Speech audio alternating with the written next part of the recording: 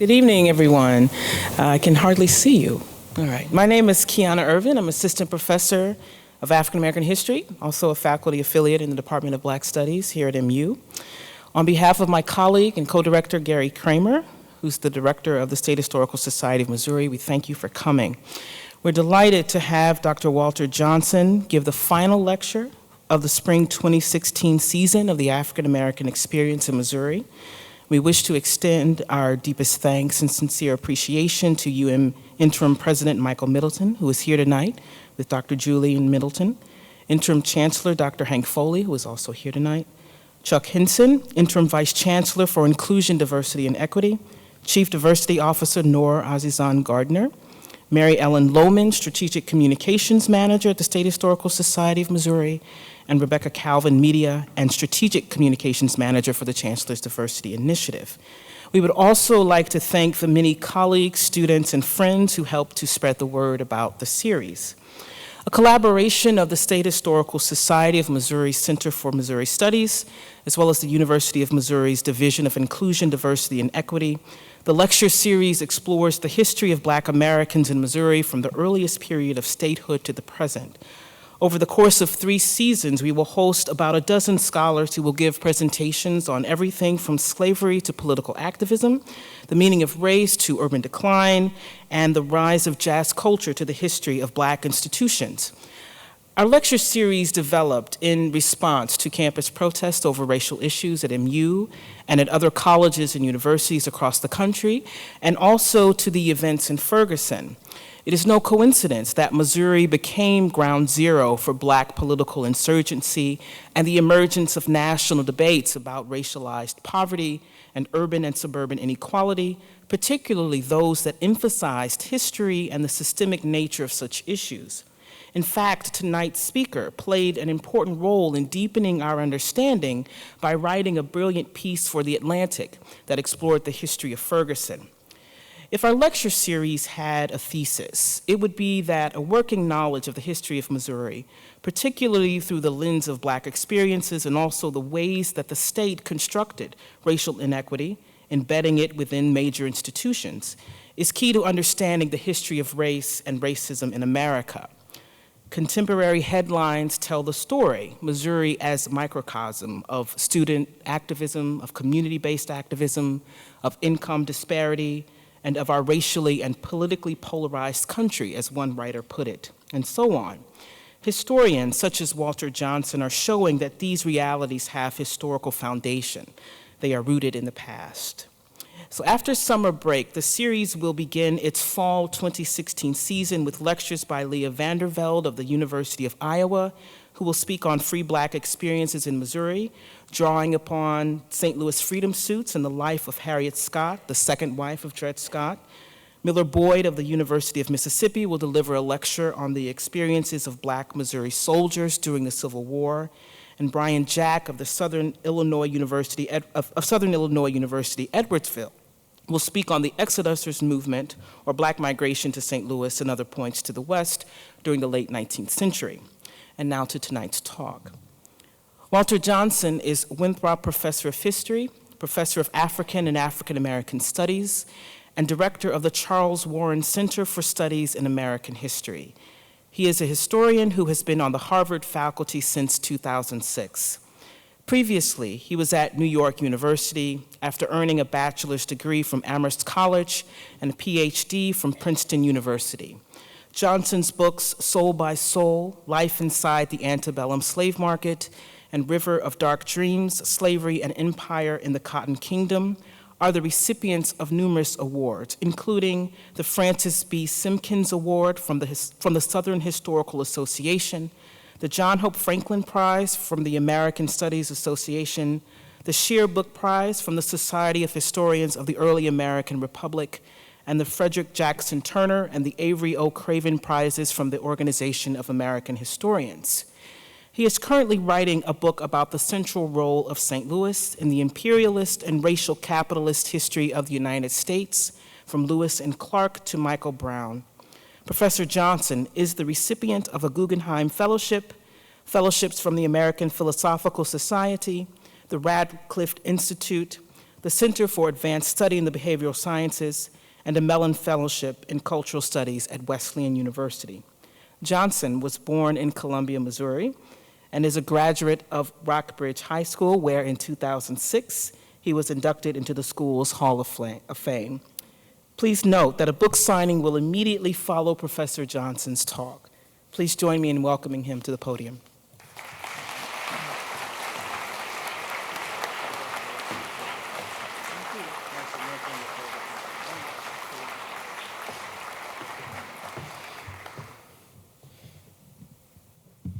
Well, thank you all for coming. It's nice to be here. It's nice to be back and nice to see old friends. I want to start on a different kind of note, though. I want to start in remembrance for my friend Keith Weich.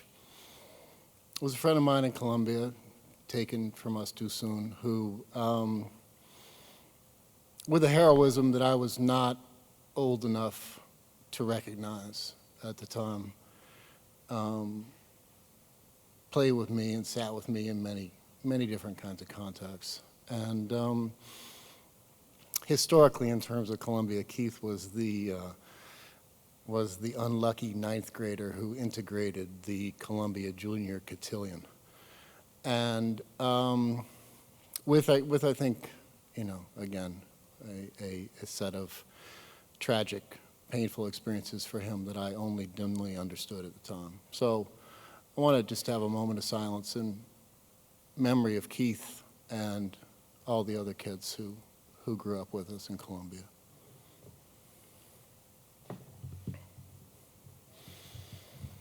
I've changed the title. The title is now White Fear and Race War in the Time of Dred Scott. I'm going to read first an epigraph from W.E.B. Du Bois' Black Reconstruction in America. If you haven't read Black Reconstruction in America, you should go on your way home to the bookstore and get it and read it. It is the greatest book ever written about American history. Before the wide eyes of the mob is ever the shape of fear. Back of the writhing, yelling, cruel-eyed demons who break, destroy, maim, and lynch and burn at the stake is a knot large or small of normal human beings. And these human beings are desperately afraid of something. Of what? On the 28th of April, 1836, Francis McIntosh, a free black steward aboard the steamboat Flora, alighted on the levee in St. Louis. Best as anyone could later tell, as McIntosh crossed the levee and walked into town, he was overtaken by a pair of sailors who were running from the police. Whether he impeded the police, ignored their shouted commands to help, or simply did not understand what was happening around him, McIntosh was taken into custody by Deputy Sheriff George Hammond and Deputy Constable William Mull.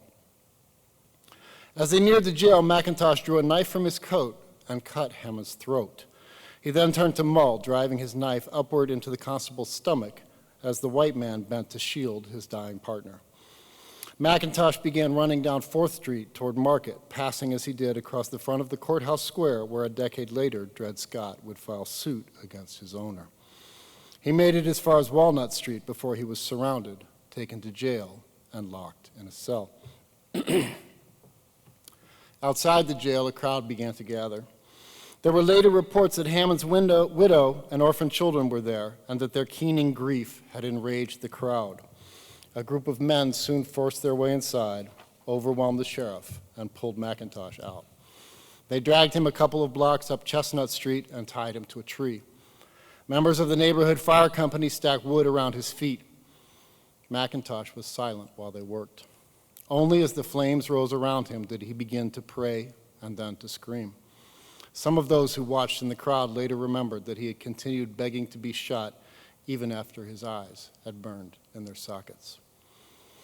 The lynching of Francis McIntosh transfixed the nation. Elijah Lovejoy, who would later become celebrated as the nation's first white anti-slavery martyr, detailed the murder and its aftermath in a series of articles published in his newspaper, the St. Louis Observer. Perhaps it was the sort of coverage that made Lovejoy an outspoken opponent of slavery, persona non grata, in St. Louis. By the end of May, public pressure had forced Lovejoy to leave St. Louis for Alton, Illinois, across the Mississippi River. In November of the following year, a St. Louis mob crossed the river and set fire to the Illinois warehouse where Lovejoy kept his printing press. When Lovejoy tried to save the building from burning, someone shot him. As he lay dying, the mob carried his press down to the banks of the Mississippi, broke it into pieces, and threw it in. No one was ever convicted of his murder, which John Quincy Adams termed, quote, a shock as of an earthquake throughout the continent. Both murders caught the attention of 28-year-old Abraham Lincoln, a legislator in the Illinois House of Representatives, known mostly at that point for his strong support of African colonization. The idea that free people of color in the United States should be sent, quote, back to Africa. In January of 1838, Lincoln delivered a speech before the Young Men's Lyceum in Springfield on the theme, the perpetuation of our political institutions, which has since become known as the Lyceum speech. It remains one of the most pointed and eloquent defenses of the rule of law recorded in the annals of American history. Of McIntosh, Lincoln wrote, his story is very short, and it is perhaps the most highly tragic of anything of the length that has ever been witnessed in real life. A mulatto man by the name of McIntosh was seized in the street, dragged to the suburbs of the city, chained to a tree, and actually burned to death. And all within a single hour from the time that he had been a free man, attending to his own business and at peace with the world. Lincoln well knew that McIntosh was a dead man the moment he cut Hammond's throat. He would never have left the St. Louis County Jail alive. But the way that he had died, the public and violent exercise of white supremacy beyond law, had an import beyond the plain fact of his death. This mobocratic spirit, Lincoln wrote, would eventually drag down the innocent with the guilty. It would destroy the, quote, walls erected for the defense of persons and the property of individuals. And finally, and tragically, it would cause even the best Americans to lose their faith in their government. Whenever the vicious portion of the population shall be permitted to gather in bands of hundreds and thousands and burn churches, ravage and rob provision stores, throw printing presses into rivers, shoot editors, and hang and burn obnoxious persons at pleasure and with impunity, depend on it, this government cannot last, wrote Abraham Lincoln. As he would 20 years later in Springfield when he invoked the notion of a house divided to describe the nation's predicament, Lincoln alluded to the domestic space to illustrate his understanding of historical time. Let reverence for the laws be breathed by every American mother to the lisping babe that prattles on her lap. And then, most famously, in short, let it become the political religion of the nation. And like Christianity, the lessons of the political religion were embodied in the mortification of the flesh. The lessons of the American Revolution, Lincoln argued, had been carried forward to succeeding generations in the form of, quote, the limbs mangled, the scars of the wounds received, a history that could be read and understood alike by all, the wise and the ignorant, the learned and the unlearned. But the revolutionary generation had passed on, and with them the object lessons provided by what Lincoln called their mutilated limbs. In their stead, Lincoln feared, had been placed the body of Francis McIntosh. His body, or the remains of it, left at the place of execution. The burned tree left standing on the corner of 7th and Chestnut for years after that, an attraction for whites traveling on their way west, a forbidding warning for blacks who had the misfortune to pass by it, some of whom bravely adorned it with yellow ribbons. The body of McIntosh was a lesson. In St. Louis, that mute lesson was given voice by the judge who presided over the grand jury that investigated the lynching, a judge named, with grim irony, Lawless. When it came time to instruct the grand jury about their legal responsibilities, Judge Lawless foreshadowed Lincoln's premises. A lynch mob was, quote, a force unauthorized by law, and burning alive, a mode of death forbidden by the Constitution. But unlike Lincoln, Lawless discerned in the burning of McIntosh a principle of even higher import to the community, a higher law than the Constitution. The mob had responded at once to the murder of Hammond and what Lawless called similar atrocities committed in this and other states by individuals of Negro blood against their white brethren. According to Lawless, McIntosh himself had been the incendiary, that's a word that Lawless used, the product of the exposure of the, quote, fiery, unreasoning mind of a free Negro to the doctrine of abolition. And on the other side of the brand that actually set McIntosh alight, higher law, law beyond the Constitution, beyond reason itself, a mysterious, metaphysical, and almost electric frenzy, he called it, which we ourselves might call whiteness. That was the explanation that Lawless gave to the grand jury, and that was explanation enough for the grand jury, which brought no indictment in the murder of McIntosh. Understood that way, the actions of the lynch mob were consonant with the constitutional thought that had framed the entry of the state of Missouri to the Union in the first place. For the debate over Missouri statehood had from the first been framed by an overarching set of white fears and images of race war.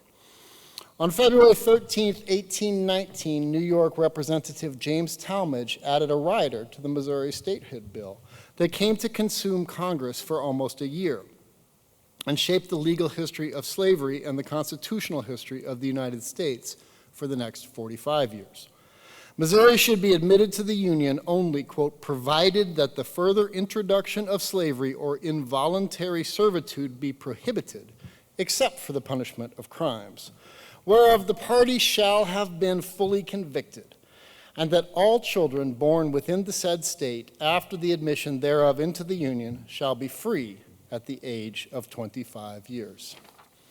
As is well known, the Missouri question was the subject of a fierce debate in the United States Congress, one that ranged widely across the philosophical and practical questions facing a nation that was at once pledged to freedom and mortgaged to slavery. Historians have generally treated the Missouri debate as an episode in the history of sectionalism, of the emergence of what Jefferson called a geographical line coinciding with a marked principle, moral and political. In the admission of Missouri, he continued, the knell of the Union was sounded, a note that might be temporarily hushed by compromise, but could never be unstruck. Indeed, where it had been possible in the South before 1820 to be a qualified opponent of slavery, after the Missouri debates, no Virginian or Carolinian, still less a Mississippian or Louisianan who valued their safety, would speak openly about abolishing slavery. The admission of Missouri, as the leading historian of the Compromise has written, called the South into being. Because of its obvious sectional aspect, the sharp words used in the debate have generally been read as premonitions of civil war. Representative Cobb's invocation of a sin which, quote, all the waters of the oceans cannot wash out, which only blood can wash away, sound like a presentiment to those who know that Lincoln would later state that the nation needed balance every drop of blood drawn with the lash, with the sea of blood shed in the Civil War. But the men who debated the Missouri Compromise knew only dimly that they were on their way to civil war, if they knew it at all. More familiar fears shadowed their steps. This momentous question, like a fire bell in the night, awakened and filled me with terror, wrote Thomas Jefferson of Missouri. The image Jefferson used, a fire bell in the night, was a fearful one for a slaveholder who knew arson to be among the most murderous of the weapons of the weak. Early in the Missouri debate, Edward Colston of Virginia interrupted a speech by Arthur Livermore to warn the representative from New Hampshire that his speech might incite slaves listening in the gallery to revolt. Indeed, to suggest that such a speech might justly end in a hanging. Talmadge responded with a speech that used the word servile war repeatedly, almost gratuitously, in suggesting that American empire could stretch to the Pacific as one strengthened by the loyalty of its free black population or threatened by the revolt of its slaves. For these men who did not know the end of the story, the Missouri question was, from the beginning, edged with white fear and the possibility of slave revolt, with race war. We have a wolf by the ears, and we can neither hold him nor safely let him go, wrote Jefferson at the time of the compromise. Once the forces of compromise and union had mustered bare majorities in both houses of Congress, Missouri had been balanced by Maine, and a line at 36 degrees 30 minutes had been drawn westward to the Pacific and forward into perpetuity. Missouri was given permission to draft a state constitution. Missouri's first constitutional convention was held in the Mansion House Hotel in St. Louis. It lasted 38 days and produced a document that threatened to unravel the delicately balanced congressional compromise that had been almost a year in the making. In addition to sanctioning slavery, the Missouri Constitution of 1820 directed the legislature of the new state to, quote, prevent free Negroes and mulattoes from coming to and settling in this state under any pretext whatsoever. This provision reflected the particular sort of negrophobia that defined the non-slaveholding and working-class white population of the state of Missouri and the city of St. Louis. Migrants who had come to Missouri in the years after 1816 seeking land and economic advancement, among them many whose hopes had been diminished or dashed by the Depression of 1819. Angry, entitled, wounded white men whose own interests had an unsteady relationship to those of slaveholders. Men who might hold out hope of one day becoming slaveholders, but also men for whom the political preferment of slaveholders was an occasionally galling constraint on their own ambition and sense of racial entitlement. Many of the new Missourians were migrants from Virginia, where representation in the state legislature had, like representation in the United States Congress under the 3/5 Clause, been apportioned on the basis of population rather than suffrage, a marked advantage to slaveholders who lived in districts where there was a much larger number of people than there were voters. In Missouri, things would be different. Along with the provision forbidding the in-migration of free people of color, the Constitution of 1820 contained a provision apportioning representation in the Missouri House and State Senate according to a census of the state's, quote, free white male inhabitants. Missouri, under the Constitution of 1820, was ruled by and for white men, not simply slaveholders. The cry has been raised, Missouri for white men, recalled the free black barber and chronicler of black life in St. Louis, Cyprian Clamorgan. This was the emergent ideology of the white republic. St. Louis in particular was increasingly dominated by wage-working white men. In 1820, there were just over 8,200 whites in St. Louis County as compared to 1,800 enslaved people and 225 free people of color. By 1860, the census taken in the county recorded 182,000 free whites, 182,000 whites, 3,800 slaves, and 2,100 free people of color. No other southern city had such a small proportion of slaveholders among its white population. In St. Louis, only about 14% of white households contained a slave. In Charleston, the comparable figure was 75%. For non-slaveholding and working-class white men, free blacks were a barrier to high wages. The exclusion of competition was to make the exclusion of their supposed competition was for them necessary to make Missouri a sort of, quote, white man's reserve. In order for Missouri to be admitted to the Union, the Constitution approved by the St. Louis Convention had to be sent back to Washington and approved by the United States Congress. But for many of those who had supported the Missouri Compromise, the document they got back from St. Louis was simply unconstitutional.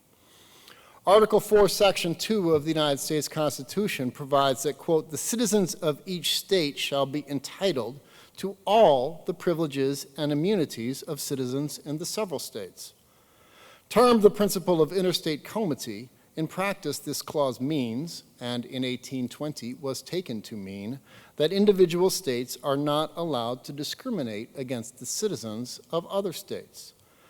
The Missouri Constitution of 1820's deliberate exclusion of the free black citizens of other states declared that when it came to free people of color, the state of Missouri was a territory apart, unbound by the mutual comity that united the rest of the states.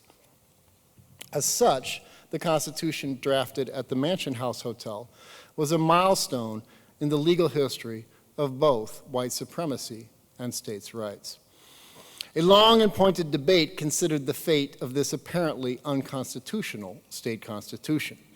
And in February of 1821, the final admission of Missouri to the Union was approved by Congress, provided that the state constitution's stipulated ban on free black migrants, quote, "shall never be construed to authorize the passage of any law by which any citizen of either the states of the Union shall be excluded from the enjoyment of any of the privileges and immunities to which such citizen is entitled under the Constitution of the United States."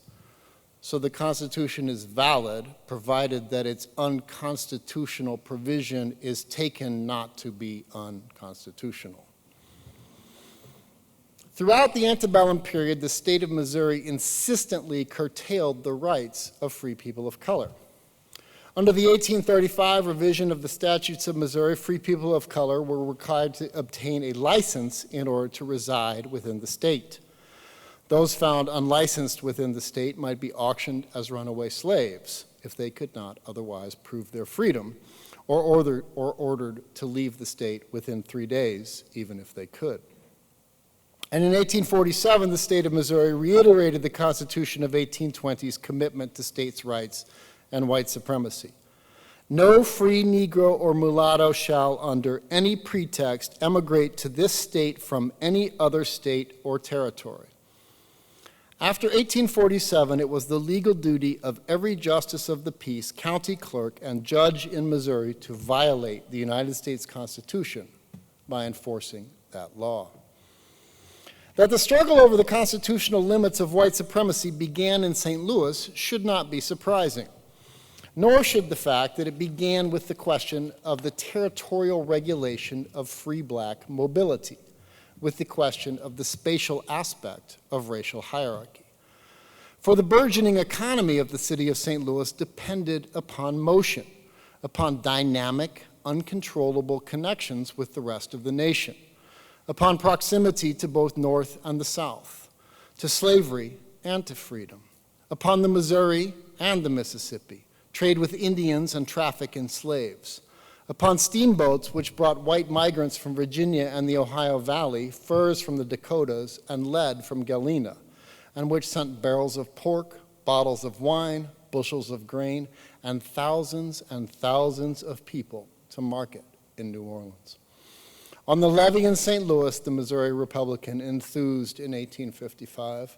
The sugars of the South lay mingled with the cereals of the North, and the manufactures of civilization contrasted with the peltries of the Indians. In the years between 1820 and 1860, the population of the city of St. Louis increased 16-fold, from 10,000 to 160,000. And in the same span of time, the value of real estate in the city increased tenfold as well. Those values tracked the exponential growth of the river trade.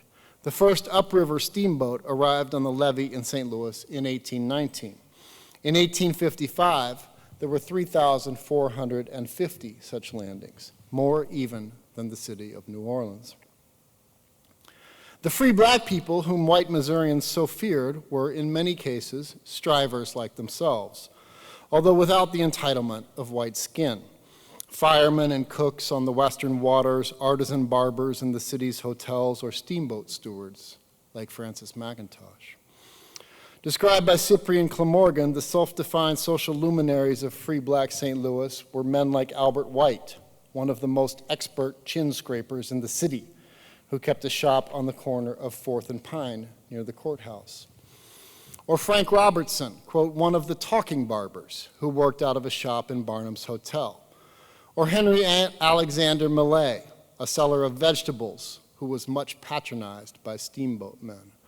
Or James Nash, the steward aboard the D. Perry, running packet service up and down the Missouri River. Or James Williams, who Glamorgan described as a good workman with a weakness for driving his buggy too fast on the plank road north of town. Or women like Pelagie Rutgers, a brown-skinned, straight-haired woman of about 50 years of age, a fine-looking, healthy, and worth $500,000. That's Glamorgan again. Rutgers was the owner of a mansion and a grand piano. Or Antoine Labadie, who began his life as a butcher and made a fortune shipping beef to the southern market. In the aftermath of the 1847 Code, which made further free black immigration to Missouri illegal, many of these people, these striving, hardworking, fortunate people, had posted a $1,000 bond as a condition of their residence in St. Louis. They lived in a condition of temporary exemption, awaiting removal. Exemplary of this remarkable group was James Thomas. Thomas was born a slave in Tennessee in 1827, the son of an enslaved woman and her owner, a white judge who quickly transferred ownership of the child to one of his relatives. While still enslaved, Thomas had trained as a barber in Nashville. By the mid-1850s, he had gained his freedom and was running his own shop. And in July of 1857, he moved to St. Louis. 3 months earlier, his father, Judge, now Justice, John Catron, had joined Chief Justice Roger Taney and the rest of the majority of the United States Supreme Court in declaring that his son, Thomas, along with every other black person in the United States, quote, had no rights which the white man was bound to respect. By the time he sat down in 1903 to write his autobiography, Thomas had gained and lost a fortune. In St. Louis, he had waited a decade to marry the woman he loved, the daughter of Pelagie Rutgers, the owner of the grand piano, whose opposition to Thomas had ended only with her death in 1868. As long as she lived, her daughter was forbidden to marry any man who had been born a slave. Through the 1860s and 1870s, Thomas invested the money he made as a barber and the money that came to him through his eventual marriage in real estate. By 1873, he owned 6 apartment buildings in St. Louis and was described in the New York Times as the richest Negro in St. Louis. He traveled extensively in Europe, London, Paris, Venice, Milan, Vienna, and eventually bought and earned income from 2 full city blocks in downtown St. Louis. All the while, even as he became one of the richest black men in the United States, he continued to cut hair in his first-class barber shop in the basement of one of the city's finest hotels. The Panic of 1893 and an 1896 tornado, which touched down precisely on his property, ended Thomas's run. He spent the final years of his life in a sparsely furnished apartment in the last of the buildings he owned downtown, surrounded by the memories he recorded on loosely organized sheaves of paper. Barbershops were Thomas's domain.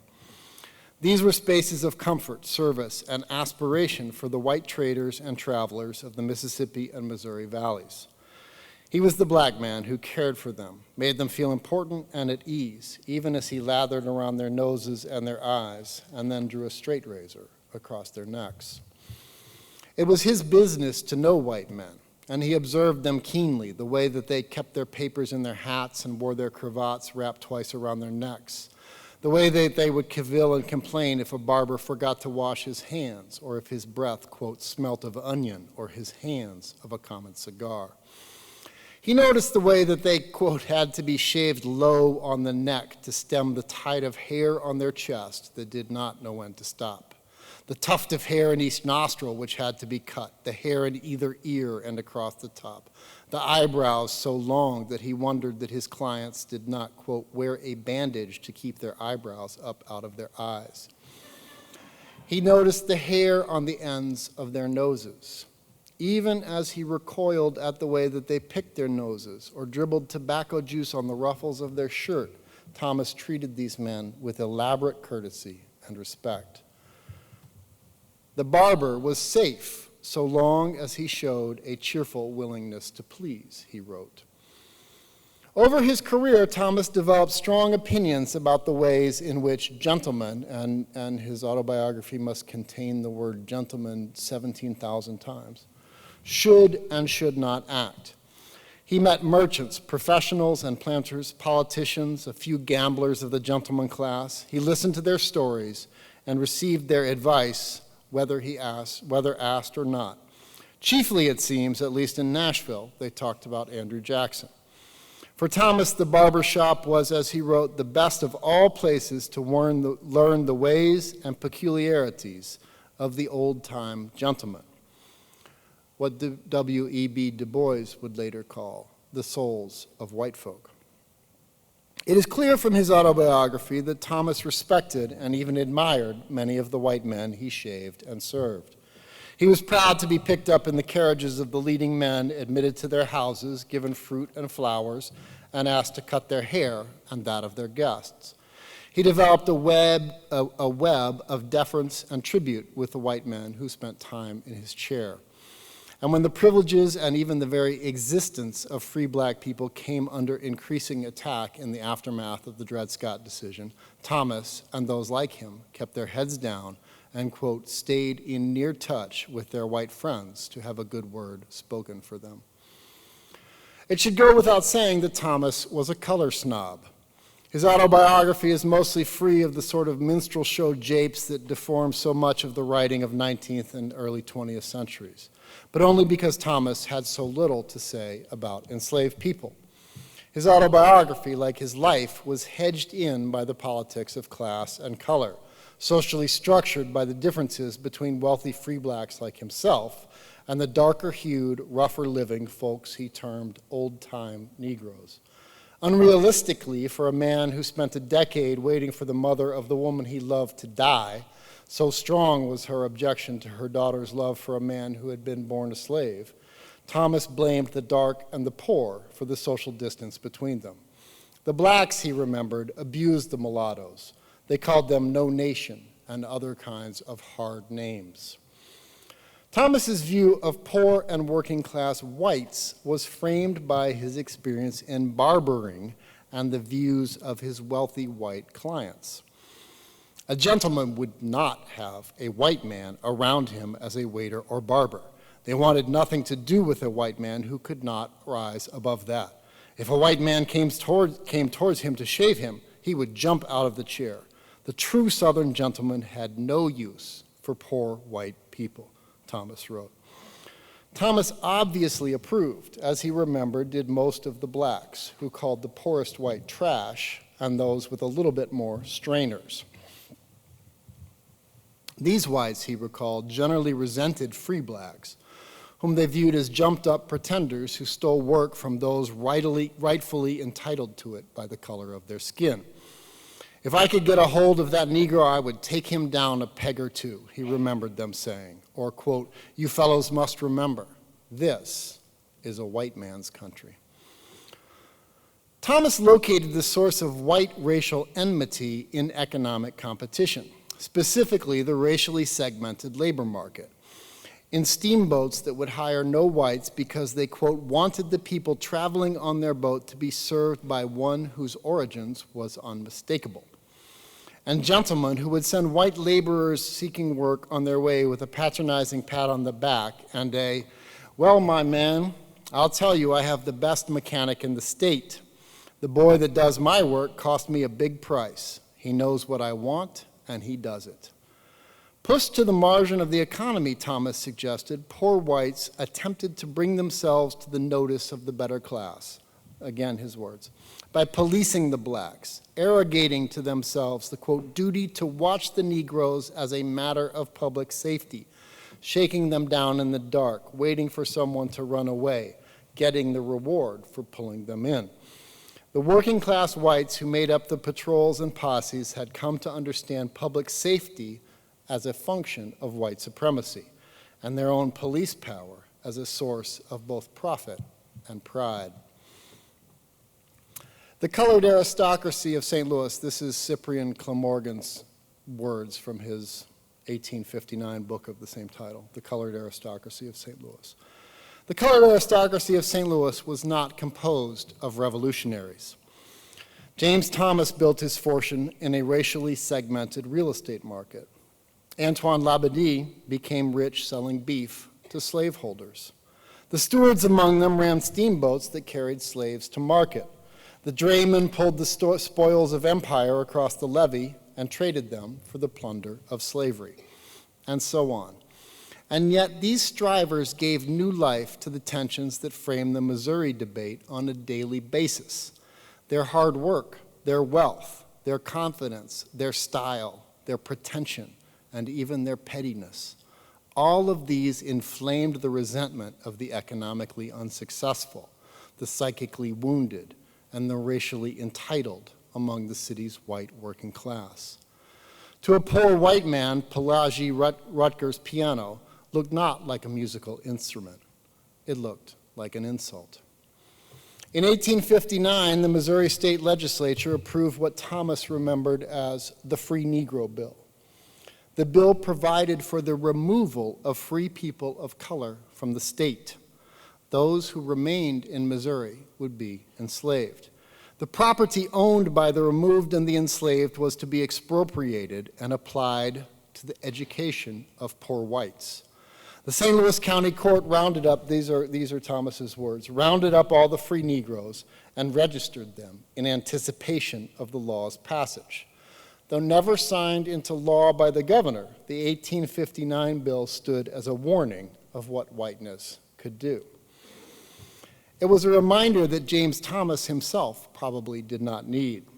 Standing in his shop, Thomas could look out the window onto 4th Street, where he had frequently seen Dred Scott. Up until the time of Dred Scott, the Missouri state courts usually decided the cases of slaves suing for freedom according to a precedent established in an 1822 decision that came to be known as Winnie's case. Winnie was born a slave in the Carolinas and taken by her owner to the Illinois Territory in 1793. She lived on the east bank of the Mississippi River between Cahokia and Kaskaskia, across the river from St. Louis. At the end of the 18th century, Illinois was still on the western edge of the American Empire, and Winnie's owner was an Indian-fighting settler imperialist, as well as a slaveholder. He was also living in a territory governed by the Northwest Ordinance of 1792, which outlawed slavery in the Illinois Territory. When he moved to St. Louis in 1818, Winnie sued him on the basis that she had been legally free in Illinois and that should thus be considered free forever after. And she won. Winnie's case became the precedent of choice for the litigants in about 300 similar cases filed in the Missouri state courts during the 19th century, the vast majority of them in St. Louis, and the vast majority of them successful. The grounds upon which these freedom suits were filed were various. Some were filed by litigants who claimed that they were Native American and had been wrongly enslaved in the backwash eddies of Indian removal. Some claimed that they were born of free mothers and that they had been falsely enslaved. Some claimed that their owners had agreed to allow them to buy their freedom, but had pocketed the purchase price and continued to claim their labor and their lives. And finally, the largest group, like Winnie and like the Scotts, claimed that they had traveled as slaves to the regions of North America where slavery was forbidden by law, and that they had therefore become free. The causes for action in these cases reflected the social, economic, and imperial history of St. Louis. These were cases filed by slaves whose lives had followed the itineraries of U.S. imperialism and economic development. Dred Scott was born in Southampton County, Virginia in 1799 and moved with his owner's family, the Blows, to St. Louis, where he was sold in 1830 to a doctor, John Emerson, who was attached to the United States Army at Jefferson Barracks. He traveled up the river with Emerson in 1834 to Fort Armstrong in Rock Island, Illinois, and then in 1836 north to Fort Snelling on the west bank of the Mississippi near present-day Minneapolis. There he met Harriet Robinson. Harriet Robinson was born around 1815 in Virginia. As a teenager, she was designated to serve Ensign Lawrence Tolliver, who had been stationed at the Indian Agency near Fort Snelling beginning in the 1820s. Tolliver's business at the fort was to oversee relations between the nearby Dakota and Ojibwa and the American Fur Company, headquartered in St. Louis. It was at Fort Snelling that Dred Scott and Harriet Robinson met and were married in 1836. On the occasion of the marriage, Tolliver transferred ownership of Harriet Robinson, now Harriet Scott, to Dr. Emerson, who left the newlyweds behind at Fort Snelling in 1837 when he traveled back to St. Louis. There they would stay for the long, cold winter without any word from Emerson. As long as the river was frozen, so too was time. When the ice in the river broke up and the first steamboat of 1838 arrived at Fort Snelling, the Scotts received word that their owner had married in Louisiana, and they were to travel down to meet him. The Scotts' first child, a girl named Eliza, was born aboard the steamboat Gypsy as they traveled south to meet Emerson. Another girl, Lizzie, was born at Jefferson Barracks 7 years later. By 1840, Emerson and the Scotts had returned to St. Louis. In 1843, when John Emerson died, the Scotts became the property of his widow, Irene Sanford Emerson. Having tried and failed to purchase himself and his family in 1846, Dred Scott first filed suit in circuit court against Irene Emerson. In 1850, in accordance with a quarter century of precedents in the Missouri state courts, the Scotts were ruled free by virtue of the years that they had spent in Illinois and the Wisconsin Territory. But in 1852, the Missouri Supreme Court overturned the lower court, basing their decision largely on pragmatic grounds. The case came to the court swathed, quote, in the dark and fell spirit of abolition. And it did not behoove the state of Missouri to show the least countenance to any measure which might countenance this spirit. Emancipating the Scotts, the Supreme Court of Missouri decided, would be a threat to public safety. In 1853, the Scotts refiled their case in federal district court in St. Louis, where the judges ruled that the case was one properly settled in the state courts, and thus deferring to the 1852 ruling that the Scotts remained slaves. The Scotts appealed to the United States Supreme Court, where the case was heard in the December term of 1856. The decision of the court was announced on March the 6th, 1857. For Chief Justice Taney and the other 6 justices who concurred with his decision, the principal issue at stake was the question of whether Dred Scott had any right to sue in the first place. The Chief Justice's decision defined the right to seek redress in federal court as the sole prerogative of citizens of the United States. He argued that the framers of the Constitution had never intended that, quote, the class of persons whose ancestors were Negroes of the African race and imported to this country and held in slavery could become entitled to all of the rights and privileges and immunities guaranteed citizens of the United States. Would the founders, he asked, have been so stupid that they gave members of the, quote, African race exemption from the special laws that regulated their behavior? Would they have allowed them to travel from state to state without pass or passport and to go where they please at every hour of the day or night without molestation?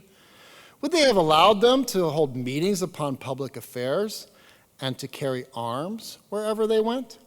Of course, he answered for himself. Of course not, he answered for himself. For so doing would inevitably have endangered the peace and safety of the state.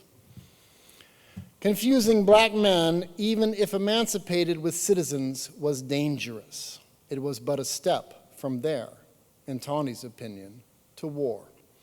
The solution to the problem of democracy amidst diversity for Taney was not black citizenship, but black slavery.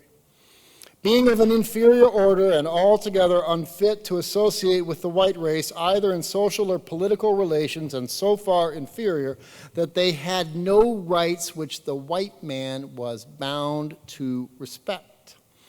The Chief Justice wrote in the most notorious passage of his decision, blacks had been and were ideally suited to be, quote, treated as an ordinary article of merchandise and traffic wherever a profit could be made by it. Slavery and race war were, for Tawney, two sides of a single coin. And coins, he might have said, have only two sides. Like the debate over the Missouri Constitution of 1820, Chief Justice Tawney's decision hinged on Article 4, Section 2 of the United States Constitution and the question of the privileges and immunities of the citizens of the various states. For Tawney, only the United States of America could make a person into a citizen. Whatever the rulers of any given state might choose to do with those residing within their borders, they could not make them citizens, for they could not speak for the rulers of other states in making such a determination. Thus, the Constitution would not allow a single state to, quote, embrace the Negro African, raise him to the rank of citizen, and immediately clothe him with all the privileges of a citizen in another state. For Tawney, the Negro stood exposed, naked, before, quote, the dominant race, and had no rights or privileges but such as those who held the power and the government might choose to grant him. Those who held the power and the government, he wrote, distinguishing between the two and marking out a space for the exercise of power in excess of law. Whatever protections blacks had resulted from acts of grace rather than rights tested at law. The Scots, for example, gained their freedom only when an old owner bought and freed them of his own goodwill. As for their vulnerabilities, there was no suggested legal limit. For the black barber, James Thomas, whose white father and former owner concurred in the decision, this was the lynching of McIntosh made sovereign over the entire United States. That the Negro has no rights that the white man is bound to respect is shown by the mob going after the blacks and endeavoring to wipe them out, he wrote. The Dred Scott decision reflected the politics of race and slavery in the city from which it emerged, a city in which fear and resentment of free blacks was expressed as white supremacist absolutism. The decision reduced the relations of white and black to a question of force and suggested that whites should strike first. And in its shadow, if we look carefully, we can see a familiar image. In the Chief Justice's fantasy of free blacks staging mass protests in front of the homes of slave owners, bearing arms in the middle of the night and threatening the safety of the state. In the Missouri Supreme Court's fear that the emancipation of a middle-aged man, his wife, and their two young daughters might encourage the, quote, dark and fell spirit of abolition. In the free Negro laws, outsized fear of 1,700 beleaguered free black people living amidst 150,000 whites. In Representative Colston's fear that the bare mention of black citizenship in the Congress of the United States might incite eavesdropping slaves to rebellion. In the lynch mob's fear that the killing of a white policeman by a black sailor might be the spark that set alight the abolitionist inferno. Is it not possible to see a premonition of the fear that haunts our society to this day? The fear of Eleanor Bumpurs, of Sean Bell, of Amadou Diallo, of Trayvon Martin, of Tamir Rice, of John Crawford, of Michael Brown.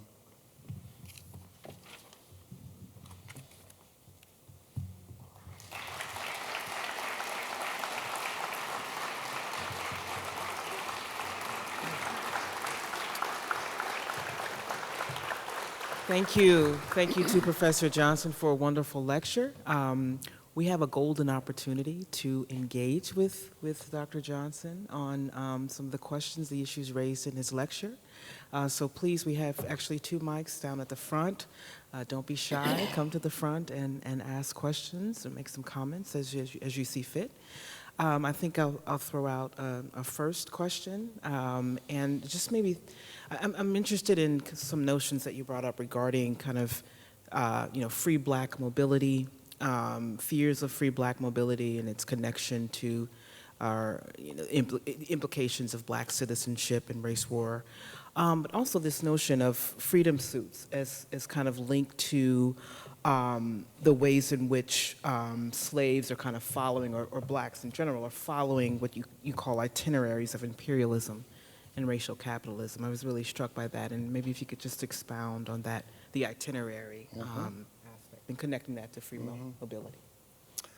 So in a longer and still partially to be written version of this, which is a chapter in my book, I talk quite a bit more about the character of slavery in St. Louis, in and around St. Louis. And the argument there is that slavery in and around St. Louis in the 1830s, 40s, and 50s is something close to a state of war. And that's because it is very, very easy for enslaved people to escape from St. Louis. So they are governed by force. St. Louis is, according to William Wells Brown, who was enslaved in St. Louis, the first African-American novelist, who had traveled up and down the Mississippi Valley with a slave trader. He said that slavery in St. Louis was more violent than any other slavery that he had ever seen. That's because in a place, I would argue, like Mississippi or Louisiana, which are notoriously violent and horribly violent, there's a spatial aspect to slavery. It's very, very difficult to escape from the middle of Mississippi. It's not very, very difficult to escape from St. Louis. It's you steal a skiff and you go across the river, right? So St. Louis force is very, very close to the surface of slavery. And that force is exacerbated by the politics of slavery, by both people who are trying to entice enslaved people away to, quote, freedom, in abolitionist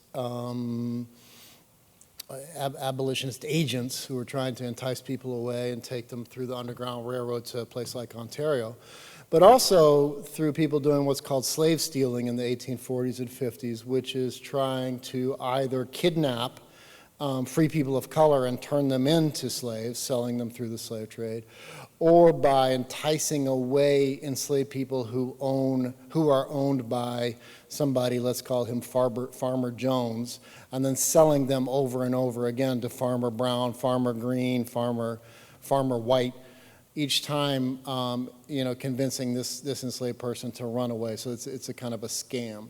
So all these things are happening. And I think that makes white people in St. Louis anxious. Most notable in this regard is the Madison-Henderson gang, which is a gang who, it's not so great is the moral panic among whites in St. Louis that follows the capture of the Madison-Henderson gang that it's absolutely impossible to figure out what they actually did, because the stories that come out of it are fantastic. One of them is in a army of 500 counterfeiters, and they all appear to have robbed 6,300 banks independently and are responsible for every arson that's ever occurred in the Mississippi Valley. So you can't tell exactly what happened. But what is clear is that there is a gang of 4 people who operate together doing whatever it is that they do, and probably it's robbing a few stores and maybe playing a couple of fixed card games, who are both free people of color and slaves. Madison Henderson is an enslaved person who has traveled independently from New Orleans to St. Louis to Galena to Burlington, Iowa. He's been all over the valley. And so because of the chaotic, violent character of slavery, and also because of the things that people are required to do in order to make the economy work on steamboats, it's a very unsteady situation. And I think that unsteadiness then results in this kind of overwhelming white fear and violence. The last thing I'll say about that is if you track the names of the cities that I have mentioned, these are the cities that are involved with the United States Empire of the 19th century. Galena is, there are lead mines in Galena. So the raw material of the United States military is produced in Galena. It's no accident that this is a suit brought by Dred and Harriet Scott, who had been enslaved by people who were, on the one hand, military officers, and on the other hand, a military officer who's been delegated to deal with the American Fur Company. As it turns out, John Sanford, the defendant in Dred Scott's case, was one of the principals in the American Fur Company, which is the biggest Indian trading company of the 19th century.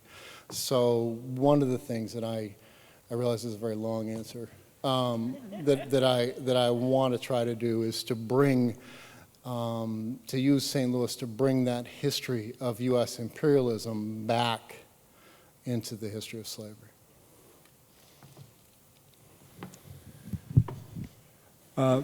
Thank you very much, first of all, for an excellent lecture. I wondered if you could just comment on something that I've observed as someone who's not from Missouri and actually grew up in a northern state, but one that has, at least at the time that I was growing up there, almost no racial diversity other than, at least in terms of African Americans. And living in Missouri, it's been curious to me that Missouri doesn't quite feel like a Midwestern state, and it's not quite a Southern state. And it seems as though there's a sense that I've gotten from people that because Missouri never officially joined the Confederacy, that somehow it deserves a pass in terms of its history with slavery and so on. And I wondered if you could comment at all about sort of whether Missouri is indeed special in this kind of way relative to other slave states that might have been in the Confederacy formally. Yeah. Missouri is unquestionably special. What I would say, I mean, so to those who would say that Missouri never joined the Confederacy, I would respond, Missouri never had Reconstruction, right? And so that, at the very best, that's a wash. What I would want to do is to actually talk about the way in which Missouri is not simply, and this is the reason that I actually chose to write a book about St. Louis. It's not simply that Missouri exemplifies so many of the things that we think about as the history of race and white supremacy in the United States. It's that they actually happened in Missouri, right? And so and that they actually happened in St. Louis. And so what struck me as I began to learn about the history of St. Louis, and I am a very new student of the history of St. Louis, is that the Missouri Compromise had this crucial chapter in St. Louis. The lynching of Francis McIntosh is arguably the first lynching of an African-American man in the United States in this kind of classic pattern. The lynching of Lovejoy is a very famous episode in the history of anti-slavery. Abraham Lincoln's Lyceum Address is a very famous speech. The Dred Scott case. Extend the list up to the 20th century, where Shelley versus Kramer is one of the most important housing discrimination cases ever decided by the Supreme Court. In St. Louis is the first general strike in the nation in 1877, is the archetypal race riot that W.E.B. Du Bois treated as the central event of the African-American history of the First World War, is the first sit-down strike at Emerson Electric. And so for me, and take that history right up to Ferguson, and take that history right up to the events at the University of Missouri last fall, right? So for me, it's the history in which I am most interested and invested turned out to have happened in Missouri. Now, one of the things that I guess I want to say about that is that I think that in Missouri there is, and I think this is something that Keon said right at the very beginning, there is a very strong, enduring, entrenched history of white supremacy in the state of Missouri that my talk tries to talk about. There is likewise, and I think that we need to remember and honor this, there is likewise in the state of Missouri a history and tradition of black radicalism.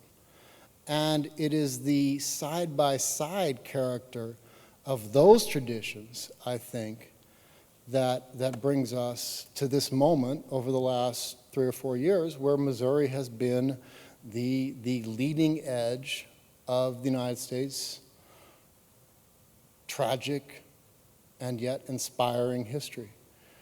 When Michael Brown lay in the street for 4 hours, people in St. Louis were organized. They were ready to respond, and they responded for day after day after day, all the way through the fall of 2014. There was an existing organization there that brought that confrontation into light. And so that's really what I see in the history of the state. After the court decided that Dred Scott should not be free and that he should continue to be a slave, did they also take away the freedom of other African Americans who had filed a lawsuit and had been given freedom? Did they take their freedom away?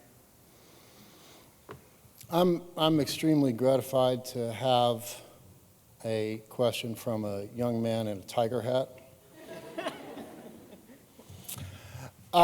So the Supreme Court's decision is binding on the state courts all over the nation. And so what it does is it says that those states more or less can make any kind of law that they want regarding free black people.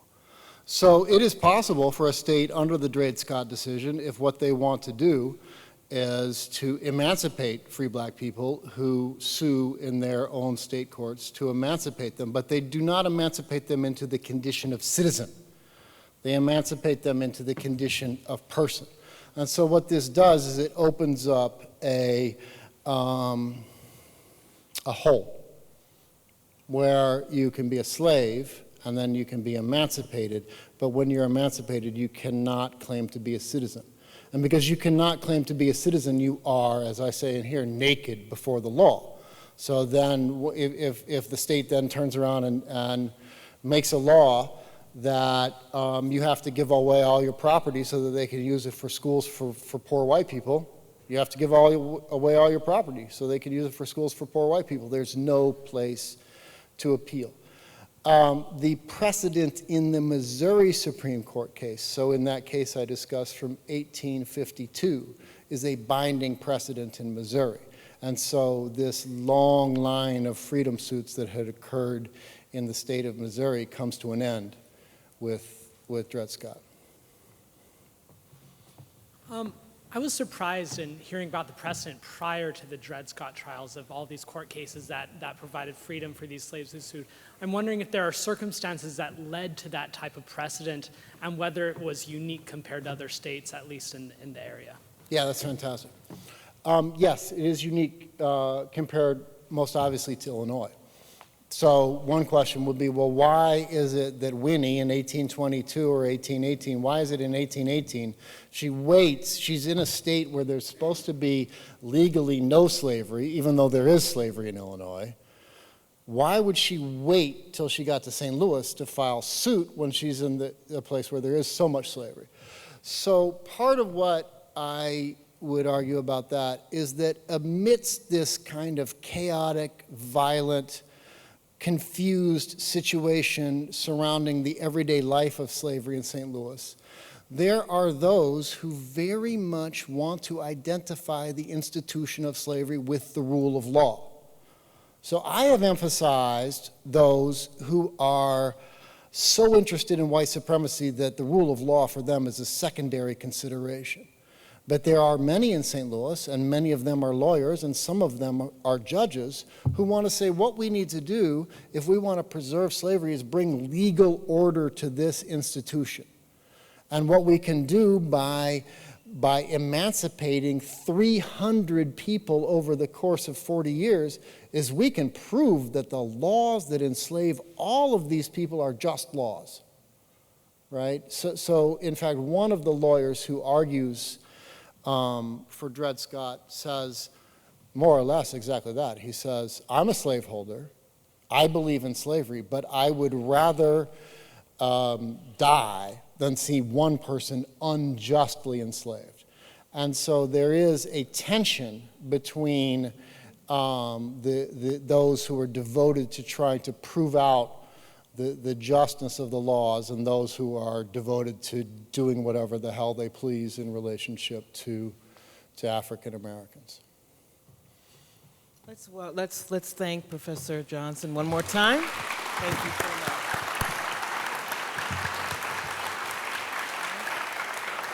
Thank you for coming. Yeah. Well, thank you very much. Thank you all.